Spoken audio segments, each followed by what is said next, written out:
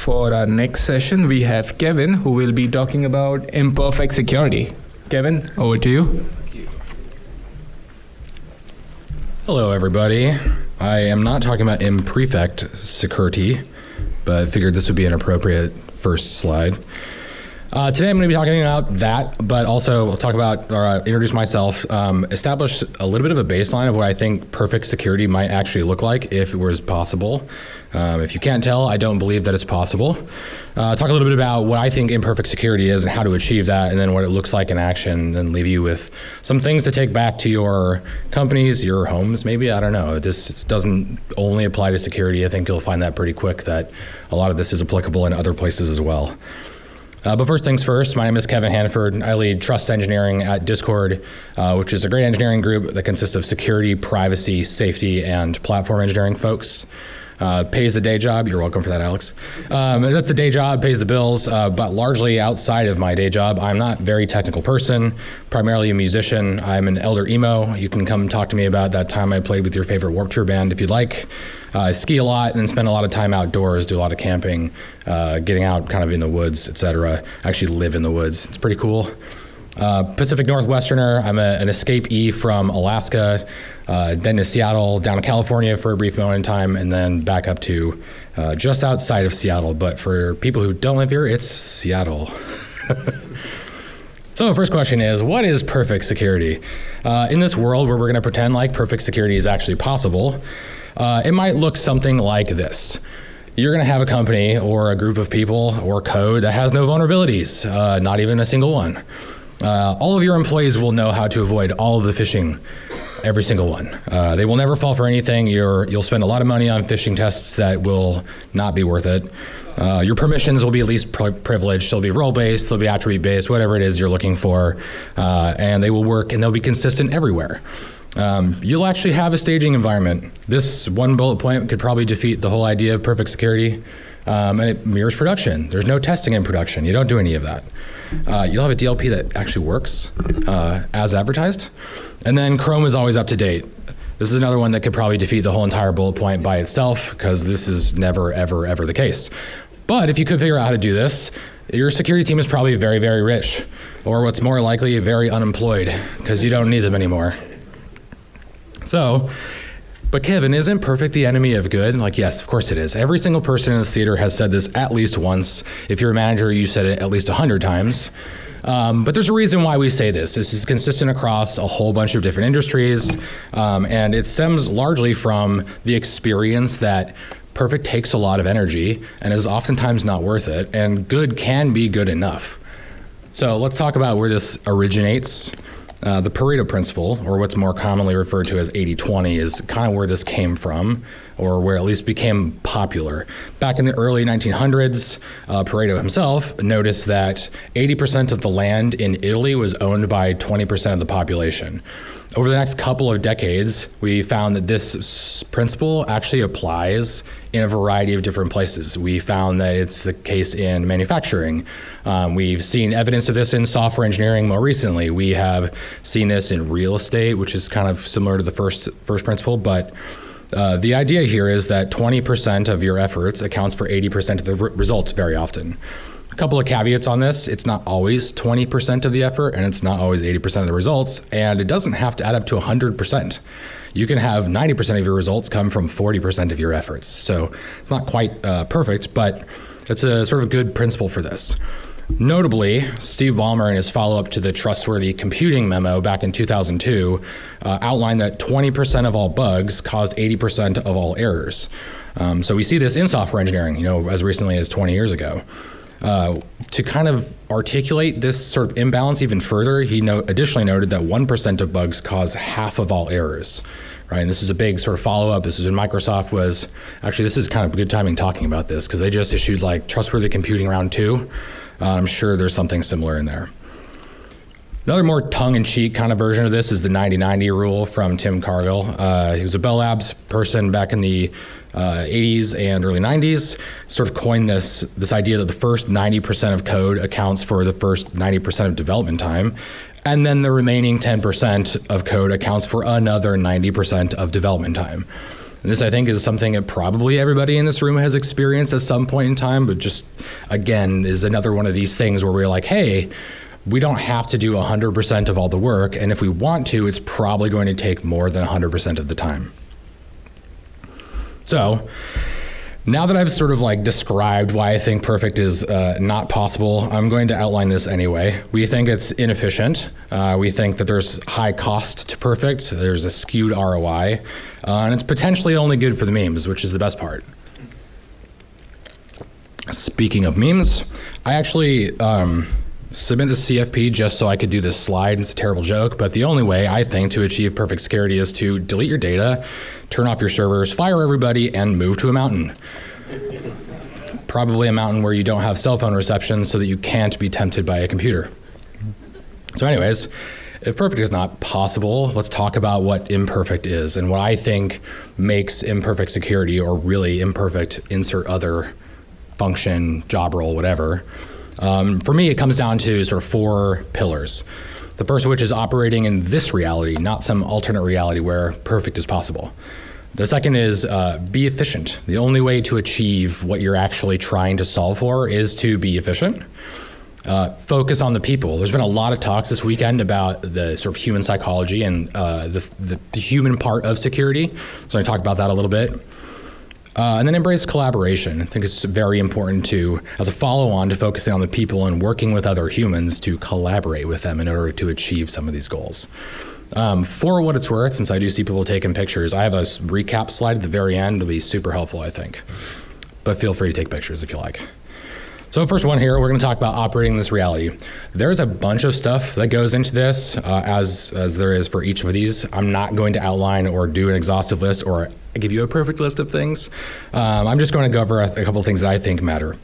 The first of which here is there is an infinite amount of work to be done. This is especially applicable in security, but the reality is kind of everyone has an infinite amount of work to do. And humans are very good at generating work. We pretty consistently will solve one problem and then 3 more will crop up out of nowhere. And we see this throughout history. It's what's led to a lot of innovation. It's led to a lot of advancement in technology. And it's generally made us better at working, but it seems to be consistent that we are good at generating our own work. On top of that, we don't have enough time, money, or people to accomplish everything. I think people who are managers experience this quite frequently, tight budgets, lower headcount, these kinds of things. But even outside of that, if you're trying to hold a good work-life balance and you don't want to work all 168 hours a week or whatever, you don't have enough time to do all this work. To make things even more complicated, attackers are less regulated than you. They don't really have rules, or at least their rules are far more favorable to them than they are to you. We have regulations, we have compliance, we have not doing illegal things to worry about, and that makes stuff complicated for us. Additionally, nothing we do will work forever. I think everyone here has experienced coming back to something that used to be great, or used to be quote unquote perfect, and saying, oh, well, now I need to do more work on this to actually achieve what I was looking for. Some people will talk about like continuous iteration and why you should like always be thinking about improving yourself. It's basically that. Like nothing you build is going to last forever. And then your plans definitely change. A great example of this is in 2018, 2019, I think we were all still thinking about securing the office. And then 2020 happened. Something happened in 2020. And everyone to work from home. Now we're talking about securing distributed workforces, and nobody had that on the roadmap at the beginning of 2020. Nobody had to figure out how to secure people's Wi-Fi, or the Wi-Fi of people who don't know what Wi-Fi is and now are trying to work from their homes. So your plans will definitely change. And I think that throws a wrench in all this idea that perfect can be done. You have constraints. There are tons and tons and tons of constraints, but the one I really want to outline here is that the business is number one. The vast majority of cases, nonprofits and other businesses similar to that notwithstanding, businesses are here to make money. They want to achieve some goal. They want to bring in money. That is always going to be their number one priority. I think people like to believe that security could be the number one priority, and maybe I'm a cynic for saying this, but it's unlikely to ever be the actual number one priority. You can get it up in the priority list, it probably will never be number one. And then budget constraints are very real. This is again something I think a lot of people have experienced, but Just to throw some stats at you, 11% of IT budget on average across US and European organizations is dedicated to security. And this kind of varies depending on the industry that you're in. Healthcare is far less than this. Software development actually tops out around 18% of the budget. But on average, this is actually less than or close to about 1% of an average total annual budget for a given company, which in the grand scheme of things just isn't that large. Additionally, 60% of companies across the same span reduced security budget due to economic downturn. Well, I don't know how you think about this year and last year, but this is basically where this came from. Everyone tuned their budget back. On top of that, 2/3 of US organizations reeled back security hiring in 2024. I was affected by this. A lot of my friends were affected by this. It's not zero hiring, but it's significantly less than quote unquote infinite hiring and headcount that we got the last 10 or 12 years. So you have constraints that you have to operate within. The business is always going to prioritize itself. You're not going to get all the headcount you want. You're not going to get all the budget you want. You have to accept this as a reality and operate within that. So what is my recommendation for operating this reality? First of which is to mind your business. And this doesn't actually mean mind your business. It's more of like mind your business. You need to understand what the business priorities are and what their needs are, and then use that knowledge to inform your approach. The other way you can say this is be a business enabler. But the general idea here is they brought you here to do security for them so they can succeed. You need to play a part in that role. Other one here is know your risks. There's a lot of stuff that we want to do that we don't get to do. Partially because of the business, partially because of budget, headcount, whatever. But the idea here is that if you know what the things that you can't do are and you categorize those as risks, you'll be able to keep track of them, but you'll also be able to frame those risks as a way to get additional investment. I think most of us have experienced this reality of, give me more headcount because I want it. And then the business just says no, because that's a terrible reason. But if you can actually frame a risk for a business in a business context, you're more likely to be listened to, especially if you can articulate it to the people who are not security folks and say like, oh, I don't know, maybe we should encrypt laptops because when all of our customer data is on our laptop and it gets stolen, that'll be several $1 million of expenses. The third one here is plan for exceptions. There are exceptions to everything. This is sort of a universal truth. If you expect them and plan for them, then there are a couple things will be true. You'll be able to keep track of those exceptions for if and when you need to review them or renew them or whatever. They'll also irritate you far less if you know they're coming. So when you have this new process, this new whatever, and you expect it to be bulletproof, just expect that there will be exceptions to that thing, and you're going to have to monitor them and keep track of them because they will be risks. So that's operating in this reality. Let's talk a little bit about being efficient and what that means. First thing here is that energy is wasted on the wrong things all the time. This is true at work, this is true outside of work. It's not always bad to waste energy, but I think frequently when we're trying to be the best at our jobs, and especially in security where making mistakes is sort of detrimental in a lot of cases, wasting energy on the wrong things can have outsized impact. Sometimes this looks like being solution-oriented. I want to buy this tool. I want to roll this thing out. I want to do X, Y, or Z. Like the reality is I think a lot of us start from that position where we say, these are the things I want to do. And because we have intuition and knowledge that we've built up over years, you say, well, I can approximate this sort of outcome from that, and that can be good. It sets broad direction, but does often mean you kind of wander to the outcome you're actually looking for. Oftentimes this is focusing on the cool or new or novel stuff. I think we all fall victim to this. We're a bunch of raccoons. Things are shiny. We want to try them out, see what happens. And then frequently that ends up in us getting ahead of ourselves. This idea of like, we're going to roll out this cool new thing. It'll be perfect. It'll fix everything.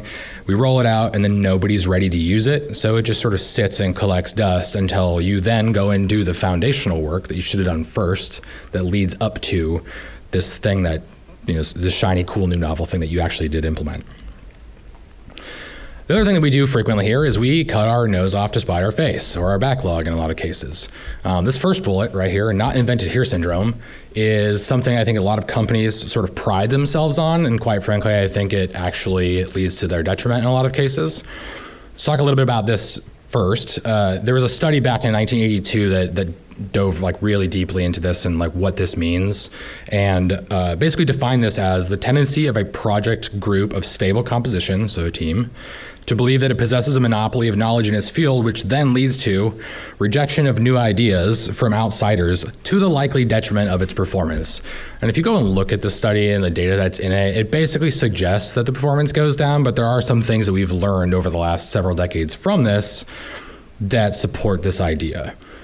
The first of which is that not invented here syndrome actually does impede innovation. As much as people tend to say that it doesn't, like, oh, look at the cool thing that we built with our knowledge in our space. We know that what ends up happening is if you don't look at the people around you, if you don't look at the companies around you, your network, your whatever, you tend to ignore the other people that are solving the same problems that you are. And given that they have different experiences, some of them might have more time or money or budget or headcount. You will end up ignoring some of the progress that they make that you probably could have learned from and avoid some similar mistakes. The other thing here is kind of tangential to this, but it hinders external relationships. And the idea here basically is if you're only paying attention to yourself or your team and you're never interacting with people outside your company, you're gonna have a hard time building those relationships. But then this similarly applies internally. If you're only looking in your team or you're only working with your organization and not working with people around you, you're going to make those relationships worse as well, or they won't improve at the cadence or to the degree that you're expecting them to. The other thing here is the new good, old bad stuff. Tech debt. Everyone's talked about tech debt. I'm not going to go into a ton of detail on this because I think it's pretty self-explanatory. But one of the things we've found over the last several decades is that tech debt slows people down. There's a certain amount of it you can get away with because it's not always the thing you should be focused on. But if you, for example, have a languishing dependency in like a monolithic part of your application that gets further and further and further out of date to the point at which it's not months anymore, it's now years out of date, or hopefully not decades, but I suppose it could be. Think of the amount of effort it's going to take you to eventually fix that when that 0 day does drop, because it does, they do, it will. And then you're gonna have to stop the whole entire team and work on that one dependency for 6 months when you probably could have put a little bit of effort into it over the course of many years to keep it up to date. So how can you be efficient? Next slide for this. You can be goal-oriented or outcome-oriented, however you want to phrase this, but the general idea is identify the outcomes that you are looking for. I want access management to be easy and consistent and transparent. I want all of our third-party dependencies to stay up to date all the time. Like, choose the outcome that you're looking for and then use that to work backwards to the solution that best fits your environment. You might find that you were right about the thing that you wanted to roll out is actually the right answer, but sometimes you'll find that something else will fit the bill better. Avoid reinvention. This is don't reinvent the wheel, clearly, because the wheel emoji, I just couldn't get it to fit on 2 lines. But the point here is learn from the people around you. Like, especially in this industry, we're all kind of solving the same problems on repeat at different companies all the time. It's all about preventing vulnerabilities, making access more intuitive and sort of least privilege, stopping attackers, being defensive, all that kind of stuff. Not a lot of it is new and novel conceptually, and so you have these peers and connections around you that are doing kind of the same work in the same trenches that you are. Learn from those people and use that knowledge to sort of improve your strategy or your execution against some of these problems. And then burn down backlogs. This is kind of an obvious one, I guess, but the reality here is, like, given the sort of third-party dependency, whatever other thing example I gave before, you want to make sure that you're actually taking care of those. That last doctor is active in your bug bounty program is probably very likely. So that's being efficient. Let's talk about focusing on the people. This is like personal sort of like passion for me. I think that security is a human problem. I think we've heard this a number of times. Earlier today, Cassie Clark gave a great discussion panel on why this matters so much, and basically just outlined that humans are the ones that are involved in security. We use computers to do it and we use software to do it, but the reality is it's people for the most part. And so that's the thing we have to pay attention to. A couple of things that are fairly common knowledge, I suppose, but almost all attacks involve humans in some way, shape, or form. These two are from the most recent, the current Verizon DBIR report that came out last week. That's very small. 68% of breaches were involved the human element in some way, shape, or form, which is the vast majority.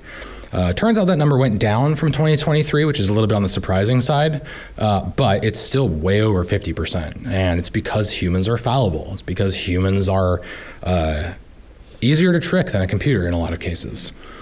Notably, pretexting, phishing, and extortion combined account for 96% of breaches related to social engineering. So like, people are doing this, attackers are doing this quite a bit. It's not going to go away. It's only getting more complicated. Given that exploits often manipulate psychology, right, pretexting, phishing, etc., it makes humans very vulnerable to kind of elementary attacks in a lot of cases. And then just kind of continuing on this, human behavior is very human. There's a lot of things to know about this, but I think it's good to assume good intent from the people around you most frequently. I think often people want to do the right thing, but they don't know what that is.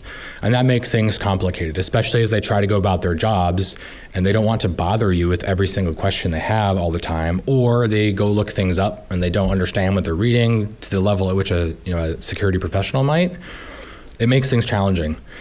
Additionally, convenience often outweighs process. We put a lot of processes in place, and quite frankly, most of them are high friction, or many of them are, and that makes things complicated, especially when you're dealing with people who are trying to be high performing or are high performing, very skilled. If you get in their way, they'll figure out a way around it in many cases. This doesn't work for me. It's making my job harder.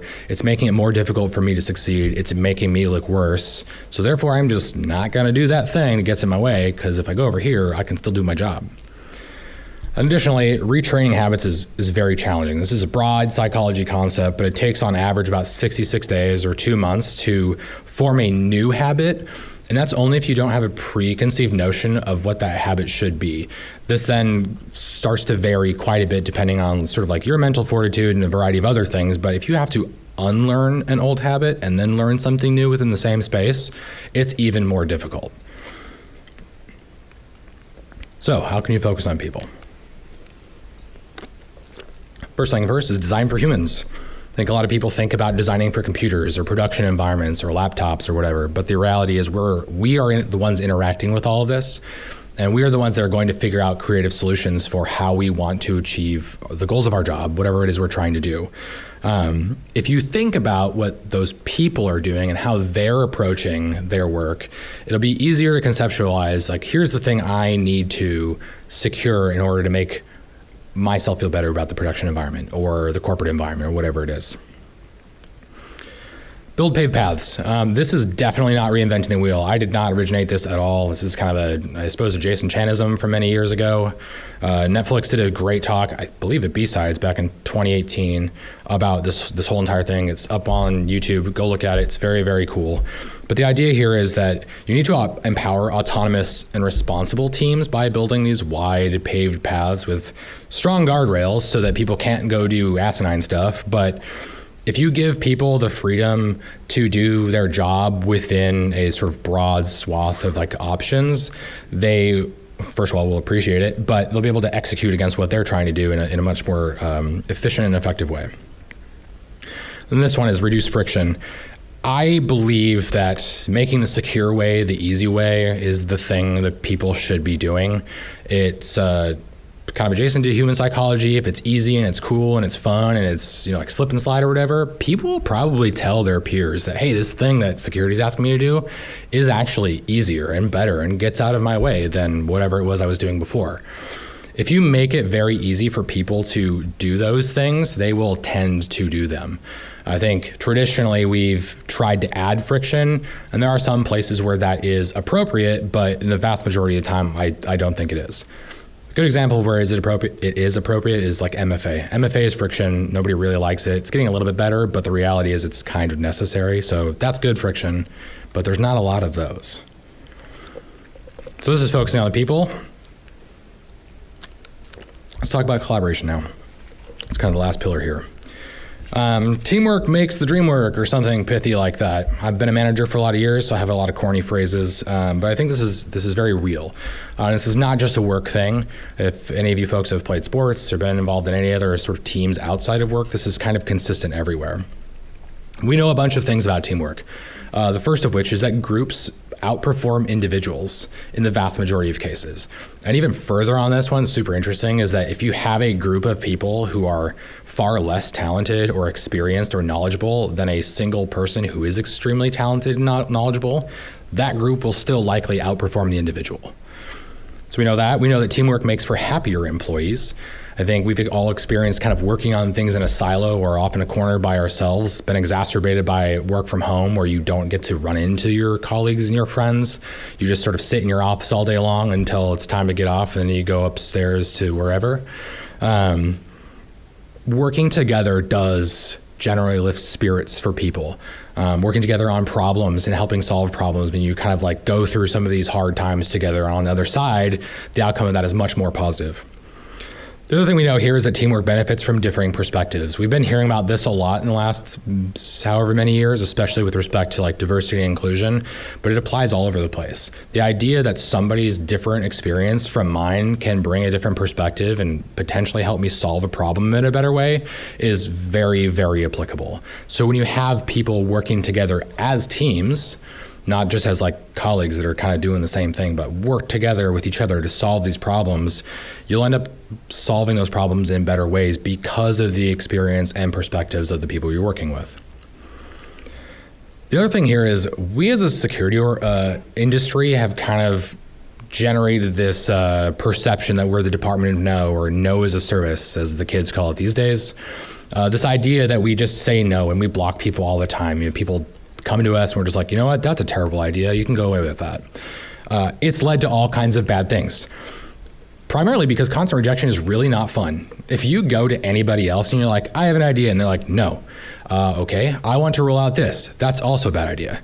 Well, can I try this? No, and go away because I don't like your ideas. Like, it just becomes one of these situations where I want to avoid the security team. Like, every time I talk to them, they just tell me no. They just tell me my ideas are bad and I suck. And so what I'll probably end up doing is just not talking to them and then do the thing I need to do.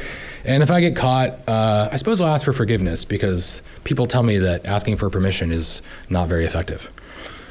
The other thing we do a lot of is high friction controls. Kind of talked about this a second ago, but this idea of like, we're going to add friction to stop an attacker or like an insider threat.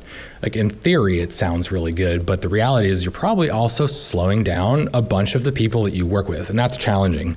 If I operate in an environment where it's difficult for me to do my job, it will stress people out.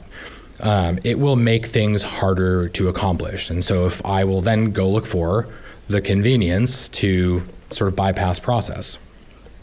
And then we all, I think, are responsible for some of this, but policies that are just kind of dumb. I like to pick on VPNs. VPNs have a use case. Like, they are valid, they are valuable in some places. But I think we tend to smear VPNs on problems like peanut butter. Like, oh yeah, if you use the VPN, it'll totally be secure. Okay, for secure from what? Like, what are we trying to solve for? As an example, I recently had to work with a partner who tried to insist that the only way we could work on their data was to be on a specific VPN, not even a VPN that I maintained. So first of all, that's crazy. I'm not going to jump onto somebody else's VPN just to work on partner data on my own product. But second of all, why would I do that? Why would I have a VPN, that's based in Europe or whatever, and have to round trip from Seattle to Europe back to wherever I'm trying to go just to do the thing that they're asking me to do? Not entirely sure where that policy came from. I did send them some more polite feedback, but the idea here of like, why does this policy even exist? And especially if you don't explain why the policy exists, a lot of your policies are just going to seem kind of dumb to people. So how do we embrace teamwork? Be a team player. This one is kind of an obvious sort of no-brainer statement, but this idea here of understanding your role and the roles of the people around you can actually make everybody more effective. As an example, I grew up playing soccer quite a bit. I was a defender my whole career, if you will.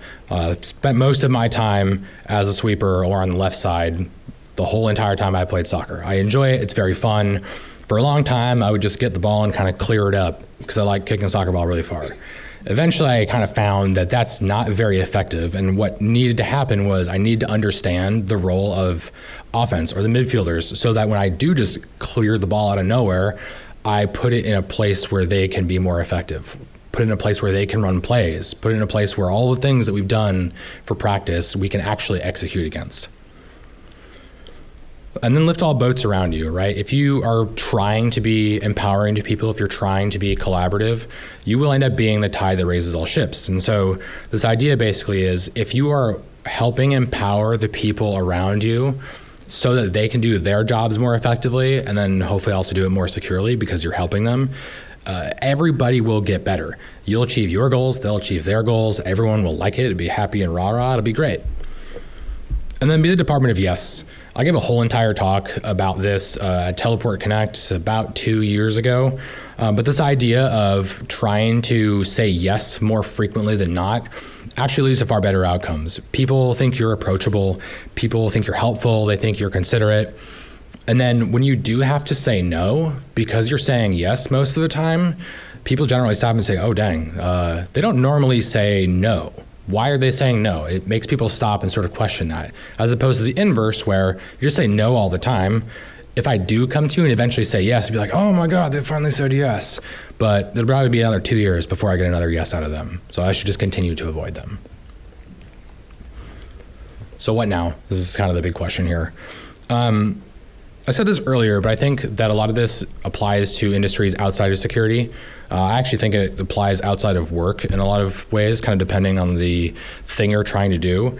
And so I think you should bring a lot of this back or consume this and try to figure out how it applies to your environment. A lot of the things I've outlined very intentionally are goals to achieve and basically ways to do that.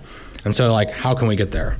Like I said, take this home with you, right? Bring this back to your work, your colleagues, apply these concepts broadly. Security is not the only place that this applies to. I think you will see success. I have been talking about this general concept for years. I think I've got 4 or 5 of my employees right here in the front who probably fell asleep because they've heard me say this so many times. And I've applied this at Discord and previous places. And it's been easier for me and my teams to interact with the people around us. I work right now in an organization where engineering, broadly speaking, loves security, and that's kind of unheard of. It lets us get a lot of things done. It buys us a lot of goodwill with the people around us. And then when we do have to say no, people stop and ask why we're saying no. Oh, wow, this must be a big deal.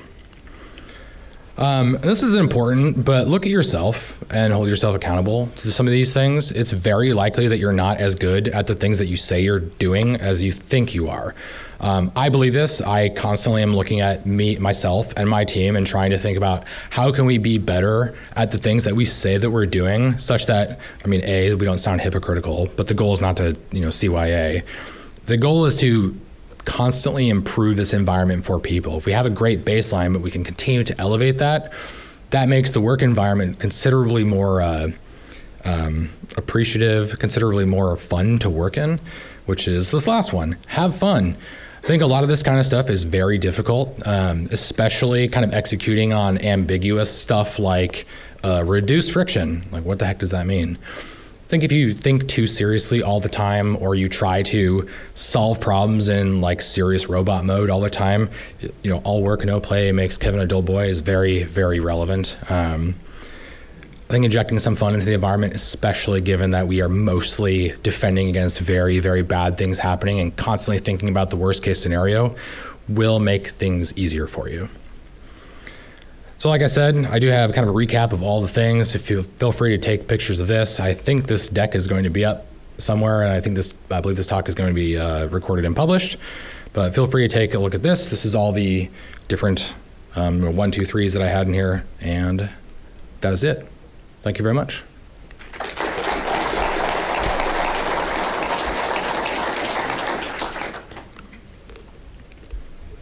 Yeah, I can do questions. Any questions in the room? You can ask over here, or Is there Slido? Can we get a copy of the presentation? Very good. Thank you. I appreciate that. But yeah, I'll put. Perfect. I'll put it somewhere, or they will. I don't know. I'll make sure it's available.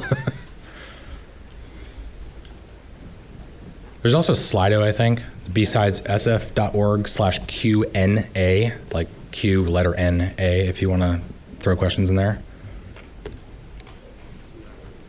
I think the mic is not working. If you want to speak up properly. That's fine. Yeah, if you got a question, shout it out. There you Thank you. I got one. What led to you thinking that you could never have perfect security other than just bureaucracy? Is it a certain team that broke you? Damn. What led me to believing that I couldn't achieve perfect security other than bureaucracy? Because it's always that one thing that breaks you. It's always the one thing. I don't think there was one thing for me. I think actually, this probably started really early when I've written and recorded a lot of music, and it is an infinitely long list of experiences where I think I've done something really, really well or tracked something and it sounds perfect, and you go to mix and master and then you hear it for the first time in your car after you've spent all this time and you're like, shit, that part sucked. And like the amount of effort that goes into that, and especially with music for me, it's very like passion driven. And then just to realize that I can't actually do it perfect sort of led me to believe that a lot of these approaches are like this. A more business relevant answer, I guess, would be I spent a lot of time at startups, and you kind of can't focus on everything. Like you just don't have the time. Things are moving very quickly. And so you have to be very specific about what you do choose to do, and then kind of forget about everything else, but also sort of remember it so you can do it later. Thank you. Yep.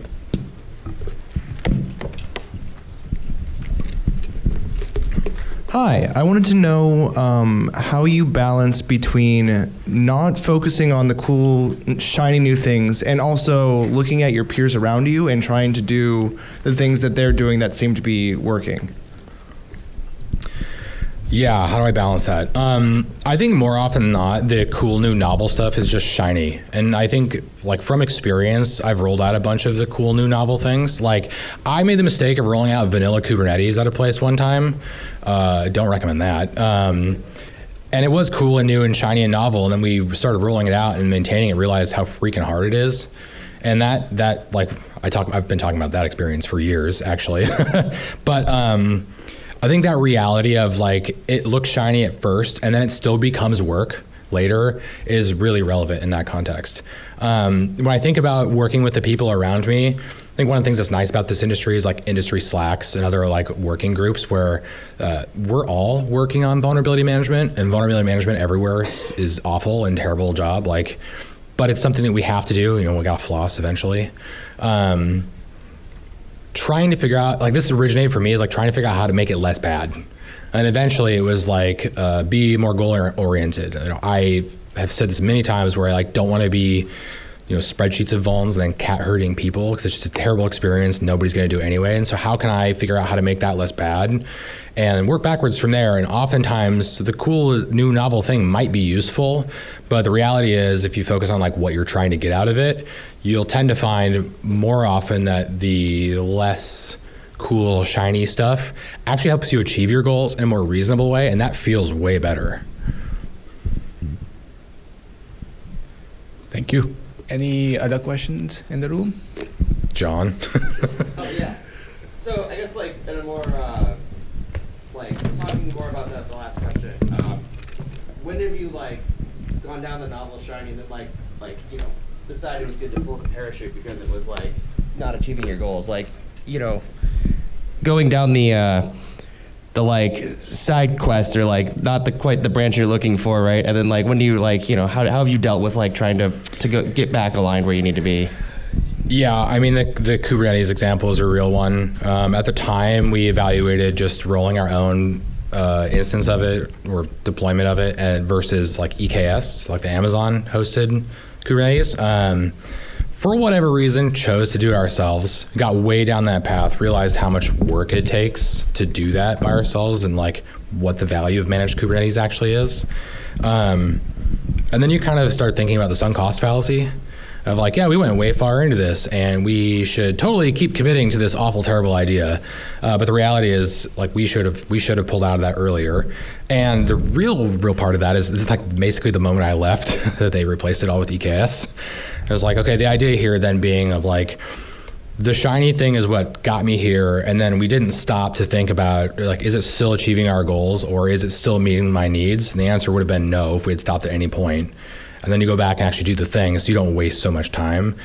Like that experience weighs pretty heavily on me. I actually use that as my like project retrospective when I was interviewing at Discord, and my boss laughed at me. That's probably why I got the job. So you spoke a little bit about partnering with the business and understanding kind of what their objectives are. How do you work with folks who are newer in their career, maybe mid-career, who haven't thought about those things before? How do you start to help them understand those aspects? Yeah, my opinion on that is if you understand the business, and since you are typically in a leadership role, you are more closely connected to the executive team and like what the business is trying to do. You might have more business data, financial data, whatever. Being able to then encapsulate that and kind of boil it down to people who don't have experience, like the years of experience that you have looking at that, and explaining to them like, hey, the things that we do have this impact on the business. And so if we execute like in the wrong way, and revenue goes down or something like that, the first thing a business is going to do is get rid of us.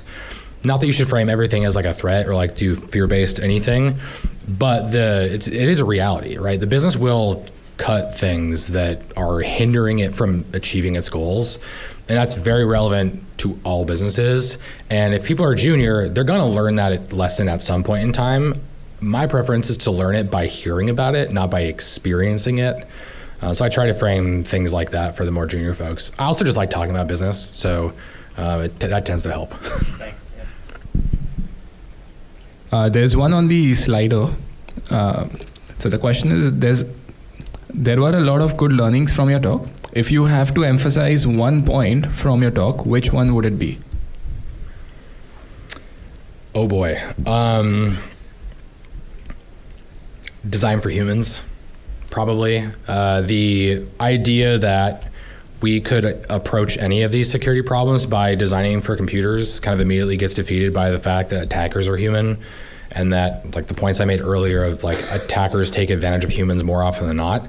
If you can focus on designing for humans, a lot of things come from that. You design the right stuff, you implement the right things, but you also can't design for humans appropriately without being empathetic and sort of understanding where people are. And so that connects back to all these other things, being a team player, avoiding reinvention, like all this kind of stuff. So maybe that's a cheater answer, but design for humans.